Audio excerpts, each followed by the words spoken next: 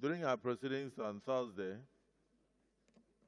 I had cause to refer to the Legislative House's Powers and Privileges Act 2004, and also our standing rules, where it is clearly stated that whenever a member stands up to talk, the other member must sit down and must listen in silence, is a norm, and that you can only speak when you are recognized. I take cognizance of the fact that each and every one of us is still learning. Even those of us that have been in the Senate for 16 years, we are still learning. So we'll do well to continue to learn. But in the course of my talking to one of my distinguished sisters that she should speak whenever she's recognized, I made reference to the fact that we are not in a nightclub where people have to shout above the noise of the music. And the social media went agog. I'm not on social media, but my wife called me that people got angry. They published her number and said people should occupy her. So she used to receive, she received over 2,000 to 3,000 phone calls a day.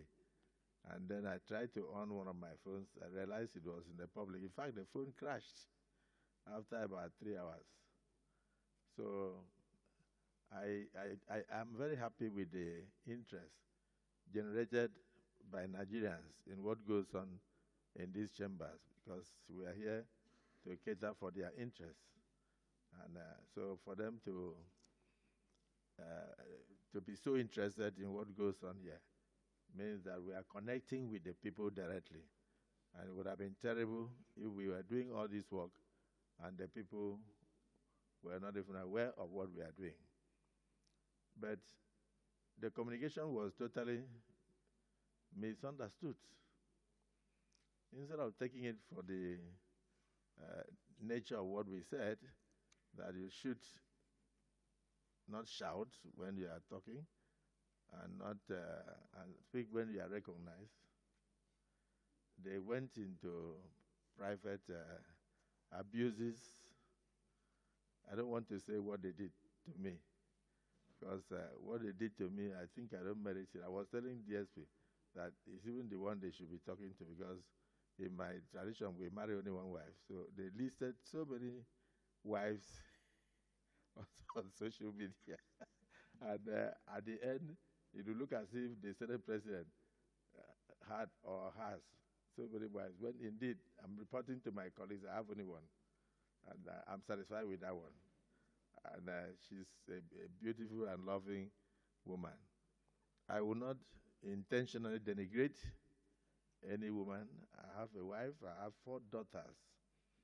And I always pray that God will lift a girl child to the highest zenith in Nigeria, politically and in business. I also want my children to do well.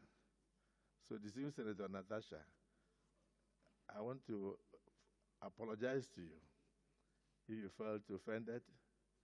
If I had mentioned that we are not in the market, they will say I said you are a market woman. If I said that you were not in a nightclub where people shout above the noise of the music, they will say you went to nightclub. If I said you were not in a community meeting in the village, they will say Akpabio says Natasha is a village woman. For me, there is nothing I would say that will not be misunderstood. But the interest generated in the social media, people jumped in, shows that you have a lot of political enemies. It also shows that I do have enemies. All of us here contested elections with people. So whenever those people think that you are being brought down, they will jump up and they will say all sorts of things. I noticed even some of them that could not pass through Senate screenings went into the fray and abused the Senate President, abused you and all that. I don't know how you took it, but I felt that I should tender a public apology to you over the miscommunication and the misunderstanding. So do accept my apologies, and my colleagues, for anybody who could have felt offended, I accept my apologies. I did not mean any harm, and I did not mean what they are misinterpreting in the social media. And I hope this will come to an end. And people should concentrate on things that will move this country forward and not things that will divide us. So I hope the apology is accepted. Leader of the Senate. Oh, we have another